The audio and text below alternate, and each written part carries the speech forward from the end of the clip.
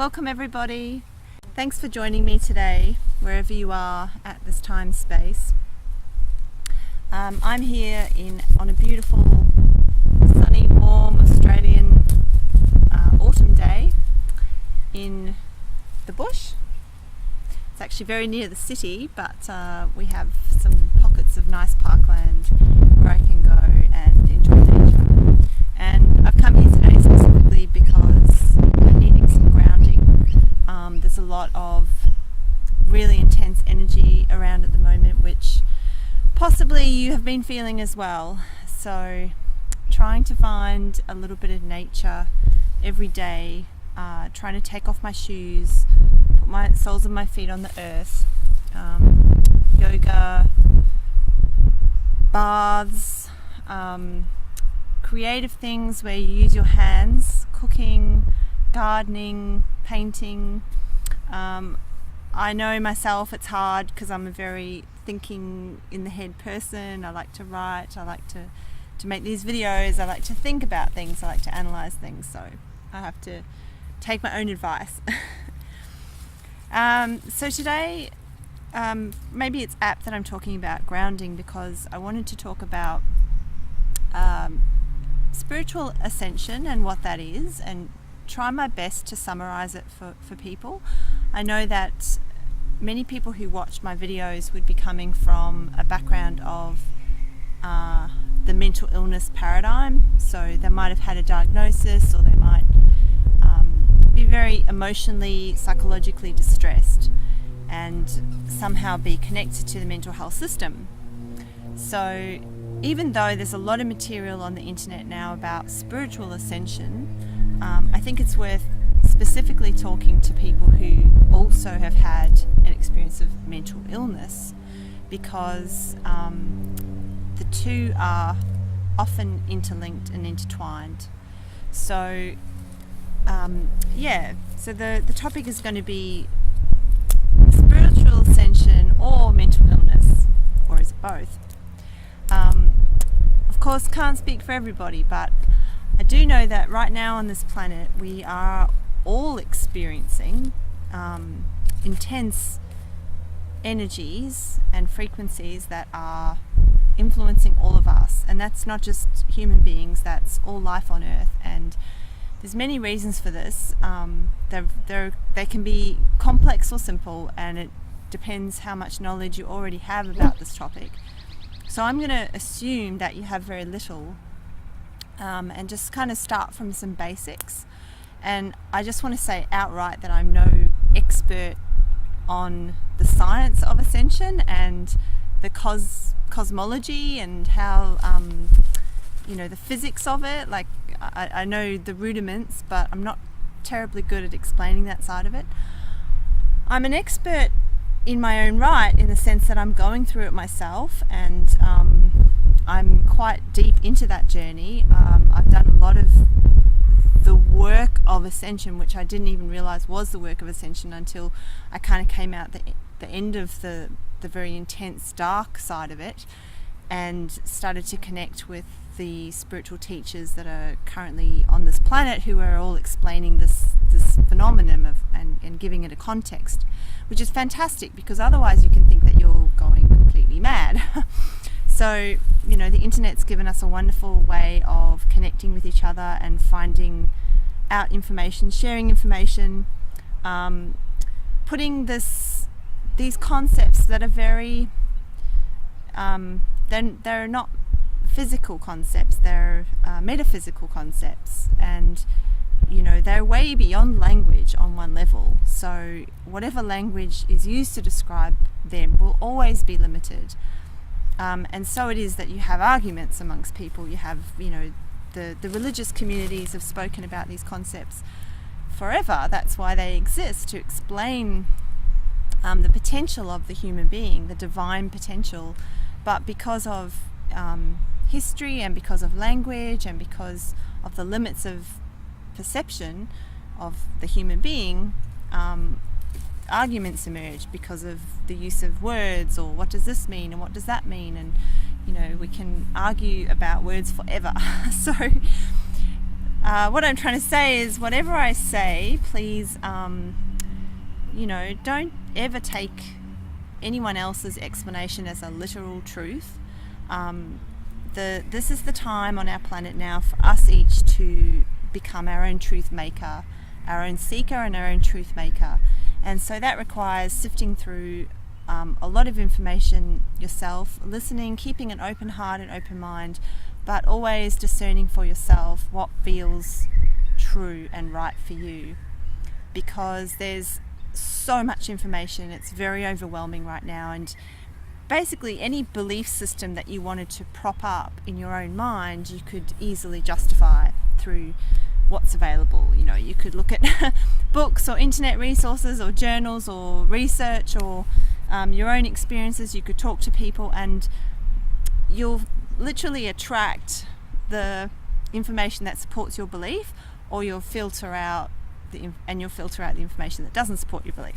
So bear that in mind as I'm talking. And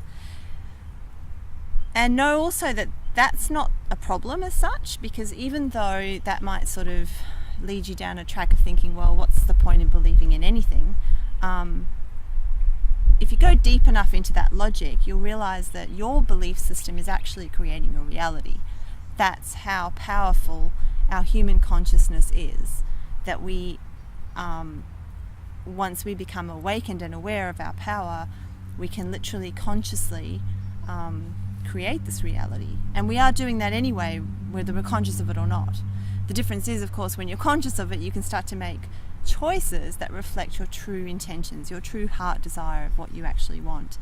Until then, you kind of tend to create a reality that is mixed messages reality. So on the one hand, you might be wishing and wanting, let's say, love and romance in your life, but you keep, sabotaging it, or attracting awful people, or people that don't resonate with you, that you have a lot of conflicts with.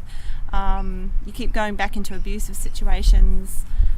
So this is because you hold, on the one hand, an intention for love and unity and collaboration with people, but on the other hand, you might have a lot of self-sabotaging negative beliefs or trauma that is hidden within you that you're working through. So that's okay. That's really important too. It's nothing is wasted or doesn't have a purpose. Every single thing that's happening in your life has a value and has a purpose and has a place. So don't want to use that logic to beat yourself up, to think, well, I'm doing this all wrong, because that isn't the case. I guess I've learned to become incredibly humble in realizing that the more I know, the less I know, that old adage. There are incredible mysteries and magic that are now becoming available and apparent to many of us on this planet, and it's humbling. I get goosebumps even as I speak, because the reality that I'm now becoming aware of, and that is an actual reality for me, was 10 years ago just the stuff of dreams. Like, it was the stuff of fairy tales or movies, or maybe, a lot of religions taught that heaven was a place we would get to when we die, and that once we're there, everything will be wonderful and magical. And having gone through a fair chunk of my own ascension journey in the last 10 years intensely, I'm now realizing that heaven is actually to be created on this earth right now at this time, and that is what ascension is for the planet. So ascension, it's a word that means rising up, but people get a little bit literal with this and think that this place where we are right now, this earthly realm, is not as good as ascension must be a higher place. So it's we imagine it to be better than, but really it's just different. It's a different type of consciousness, and expansion is probably a better way of seeing it, because when we, as human beings, when we think in terms of levels, we tend to think in terms of better than or worse than. And while it's true that at the lower levels, which is what the consciousness on this planet has been now for a long, long time, the lower levels are not that pleasant. So you might say that that would be worse than, but they are equally as valuable and important to the divine order and what's happening with reality as a whole. So there are some amazing books on the subject. I wish I'd brought them with me in my bag to show you guys, but I'll put some links in the bottom bit as well, and hopefully make some more videos on the topic, because I know this is just it's going to be difficult to describe in simple terms, so please bear with me. I'm really sorry if you're confused already. Maybe you are. Okay, so first of all, the first thing I guess to say, like imagining that you really have not come across this idea before, is that creation manifests in what we call densities or dimensions. Dimensions sometimes is a bit of a confusing word. I personally like the word densities because it explains how the non-physical kind of filters down through the densities and becomes denser and denser until you get to the first, second, third densities, which is what's here on planet Earth, which are very dense, a physical matter density. So in those density layers or realms, experience is quite slow by comparison to the higher dimensions, because we have this thing called time that plays out in the third dimension, anyway, the third density, which is linear presentation of reality. So time and the fact that we're in these physical bodies means that there are a lot of limitations in the third dimension that are not applicable in the so-called higher densities or dimensions. Every night when you dream, you visit a fourth dimension or higher. So you will know the difference just because of the fact that hopefully all viewers that I'm speaking to will have at least had one dream in their whole lives and can refer to that experience. So the dreaming state, where you're kind of steering the dream through your emotions. So what the strongest emotions are within you, that might be also linked to thoughts or concerns or things that you're trying to work out in your mind. That's what will present then as images in the fourth dimension, the fourth density. And you know how dreams are all kind of jumbled up and suddenly change and very symbolic. There's no sense of time. It's you can be asleep for a few seconds and have a dream that feels like it goes for a lifetime.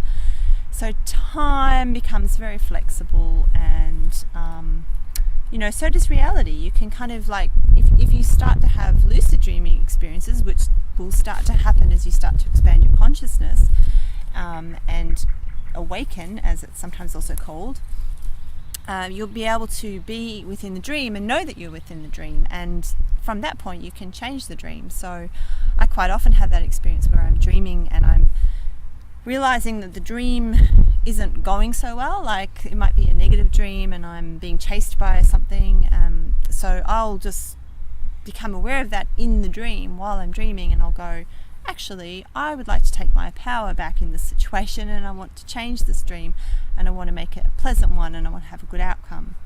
So that's a power that you'll start to develop. The fourth density dimension is also accessible to people in ordinary consciousness. Like you can train yourself through meditation or shamanic journeying, or sometimes people just naturally can do it. Clairvoyance, clairaudience, they can tune into that dimension, which is normally unseen, and they can receive information from it. And in fact, most of us are doing this, but a lot of time we don't realize we're doing it.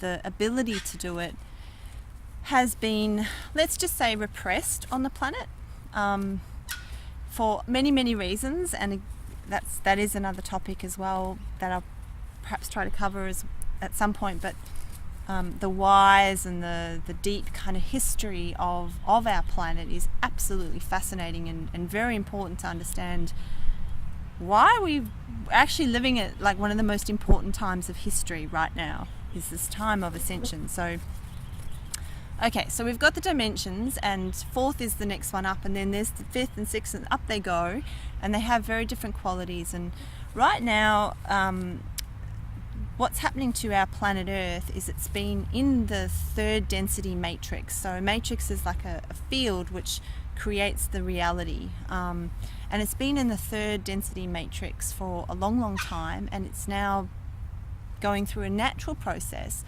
of expanding itself. If you imagine the planet is like a body, it's a planetary body, it's a conscious being. So we often call Earth Gaia, or the mother, and that's to honor the fact that this is a being that we are a part of. Just in the same ways that little creatures live on your skin, little tiny millions of bugs and bacteria and all sorts of things, and things live inside you as well, and they're all inhabitants on your body. So everything is kind of as above, so below, very fractal. The universe is fractal. That is patterns from the big, repeated, down to infinity. So Earth is a being as well, and Earth is ascending, and we are ascending with Earth, and so is everything on the planet. So part of the physics of it, the cosmology of it, which, as I said, I'm not an expert on, but I'll give it a go, that we are, as a natural part of the planet's evolution through space, or movement through space, is it's going through a photonic belt at the moment. So a lot of light particles are bombarding our planet at the moment and altering the frequency. So everything is light, and that's another way to understand the densities, that the lower densities have got less light and the higher ones are full of light, with source at the highest perspective, which is another word, for what religions would call God, or divine essence, the one, the all, the absolute. At that level of consciousness, it is all light, pure light.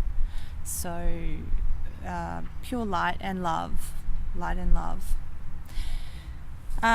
So as you go lower in the densities, you get less and less light and less love as well, which is kind of why things suck sometimes on this planet. So it's a heavy experience to be here, and that's not always true. Of course, we have beautiful moments and memories and a gorgeous environment. I mean, to be here is also a huge privilege, a huge honor, to be in a body, to experience the senses, because as soon as you start going higher up in the densities, we begin to lose physical form. So to have a body is a privilege, to feel, to taste, to touch, to smell. In one of the books called Scopes of Dimensions, that I'll put down in the links below, they talk about this density as being the density of magnification. So it's a chance in this density to magnify all of our experiences. So where things can happen very rapidly and quickly in the higher dimensions, down here it's a heavy, and it takes time for things to evolve. And like in a dream, let's say you're having a dream, some pleasant's happening, and you're lucid dreaming, you can just change that. It's like, I'm out of here, different experience, thanks. Down here, manifestation is much more difficult and complicated, and so we have to sit with discomfort a lot on this planet, even if it's just being cold, like something as trivial as I'm cold and I really want some warm clothes and to have a nice hot shower. And unfortunately there's plenty of people on the planet that suffer those sorts of physical deprivations a lot, coldness, hunger, that kind of thing. Even when those needs are taken care of, we have a lot of other discomfort. We have a lot of emotional pain, a lot of emotional trauma that's become sort of embedded into this third density matrix that we've been living in. So if you look around on the planet at the moment, you're very likely to see that there's some very negative things happening, and there's a lot of discomfort, which is, a nice way of putting it sometimes. There's brutality and there's war, and there's, one of my personal heartbreaks is what humanity does to animals, the enslavement and dominion over animals, just for food. And I understand that we're living in a world where animals eat other animals, but our treatment of animals is horrific. And treating them just like commodities, that we can just produce and sell, like why is a chicken costs $10 in a supermarket to buy a chicken, and I have 3 chickens, and to me they are priceless. I could never ever eat them, let alone just sell something like that wrapped in cellophane on a plastic tray for $10. That's my personal thing. So I never ever want to tell other people what to do, but if you're watching this video, it's very likely that you are tuned in anyway. You're a very sensitive person, and so that empathy will naturally call us to empathize with our fellow beings around us, and not just our human beings, but our animal brothers and sisters as well. As well as the plants and every life form. Every life form is divine and sacred. So we look around and there's some really awful things, and for most of my life prior to this awakening, I was just as horrified as the next sensitive person about all this sort of thing. But my strategy was to kind of, don't listen, don't watch, ignore. I don't know, sometimes I would get involved in campaigns to try and help things, and it felt so futile, sense of hopelessness. What can one little person do against all of this carnage that's going on? And it really wasn't until I started my awakening that the parts of the puzzle began to fit into place, so that I had a context for it and I could see why it was unfolding.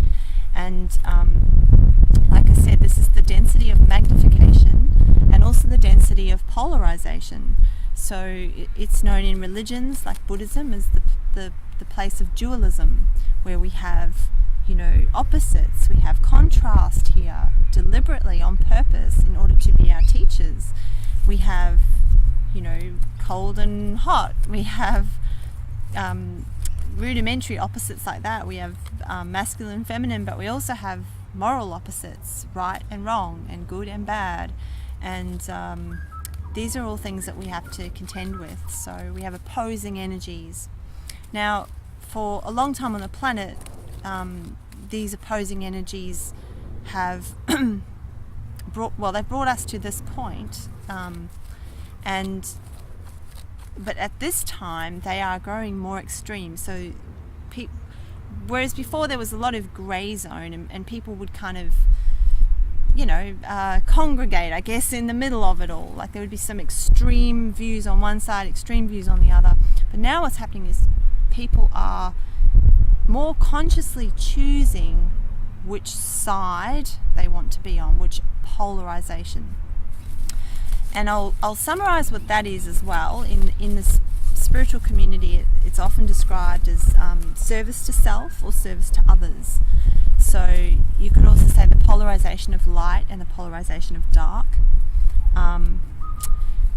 The service to self and service to others comes from the Law of One, which was a channeled book, I think in the 70s or 80s, by Ra and a group of beings. I can't remember which density they were from, but it's certainly, if you read that book, impossible not to know in your heart that this comes from a much higher consciousness than what was previously available on our planet. The breadth of understanding of what's going on in that book is quite stunning.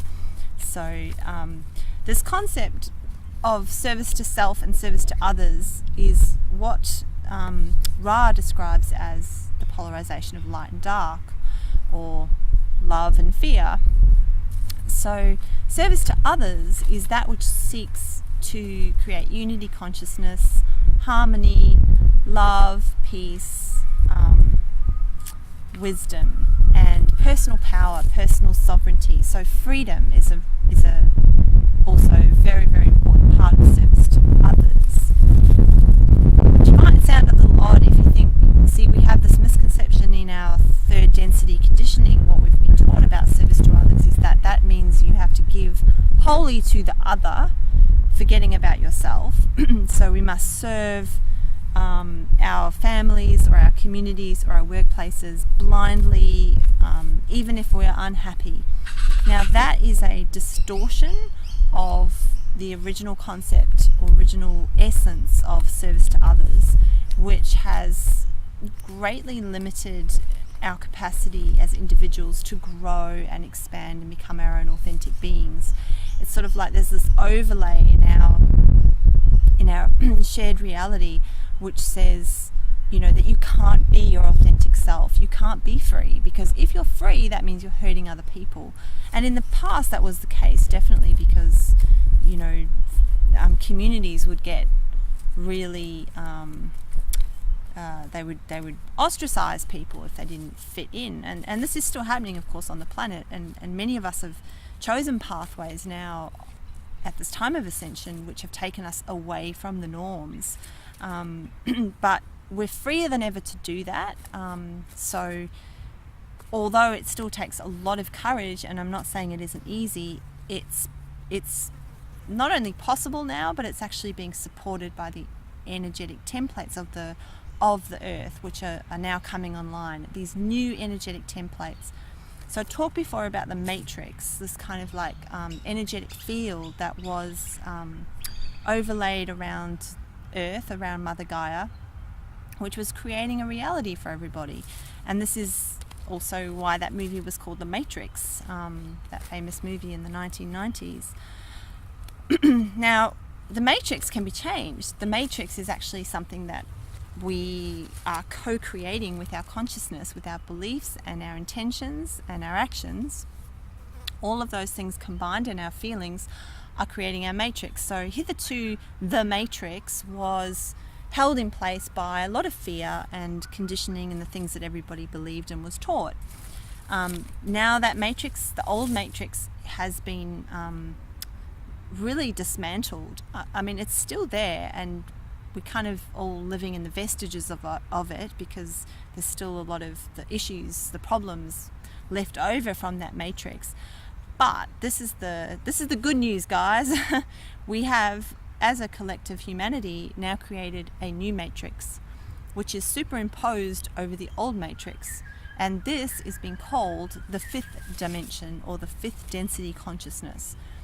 Sometimes you'll also hear it being called the fourth density consciousness, but mainly I hear it being called the fifth density consciousness because it's aligned with fifth density values and principles of unconditional love and unity consciousness. So it's a really beautiful consciousness. That's all these things are. Densities are just levels of consciousness.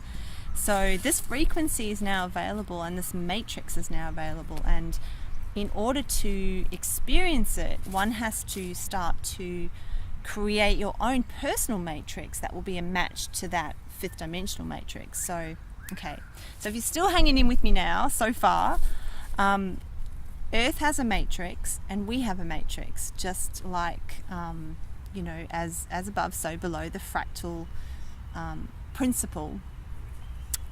So Earth has a matrix, and Earth has a frequency, an overall frequency. Earth also has a heart. It's a toroidal field, which is a a type of self-sustaining energetic shape that feeds itself with its own energy.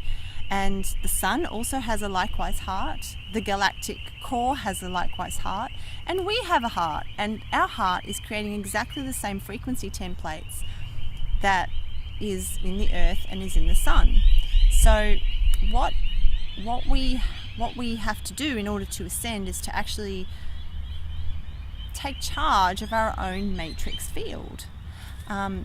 And I did recommend in my last video a book called The Masters of the Matrix, which again I'll pop that in the description down below. This gives you a really good idea of what's actually required to master your matrix. And you know, you don't even have to necessarily understand the science of it. Like I said before, I really struggle with the science of it. But I understand enough, and the principles are that we are raising our vibration that is created from our heart, which is like, you imagine this is like your free energy device in your body that radiates out and emits a frequency at all times. And feeding into this energy device are your thoughts and your beliefs and your feelings. So what is the initial work of ascension is actually to clear out and construct a really beautiful heart matrix field. You know, we want our emotions to be as loving and compassionate and forgiving as possible, joyful, creative, spontaneous, authentic. So that will naturally happen when we clear out the negative emotions. So that's why I talk so many times about integration and working with your negative emotions. I've done several videos on those topics, because until people do that work, they won't be able to ascend, essentially, because they can't create a high enough vibrational field of love and peace and compassion and gratitude and all of the beautiful emotions. Any beautiful emotion you can think of, that is fifth dimensional frequencies. Those emotions are fifth dimensional emotions. So to get there, we really have to start to cultivate those emotions in ourselves. It's quite critical, but like I said, you can't just jump straight there. You have to first clear out the fear and the lower emotions, the limiting emotions. So that's essentially the work that we're all doing on this planet, whether or not we know it or not. So lots of people are not aware. They will never have heard of the word ascension. They won't understand what an incredible time of history we're living in. And unfortunately, if you're going through this unconsciously, it's probably going to feel very painful, because right now the earth is calling us all to wake up and clear that energy.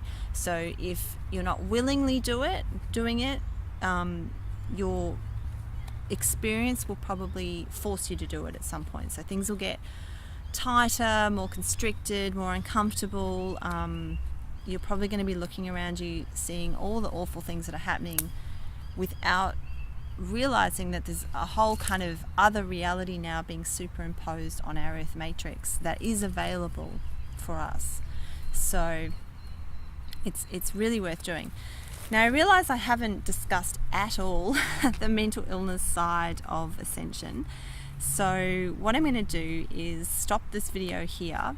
I've tried to lay the basics down of what Ascension is, and I'm honestly, guys, I'm really sorry. I'm probably only 25% into the subject. It's so complicated, you know, but it's also so simple. If you can grasp some of the stuff, it'll start to awaken within you the magic. You know, I really want to bring you back to that and speak to the inner child in you that knew when you were born on this planet there was much more to the story than you were being told. So if there's a little part of you that's saying yes to that and really feels that must be true, I'll encourage you to watch part 2 of this. Like I said, I haven't really talked about the mental illness side because there just hasn't been time to get there, and the video will be too long otherwise.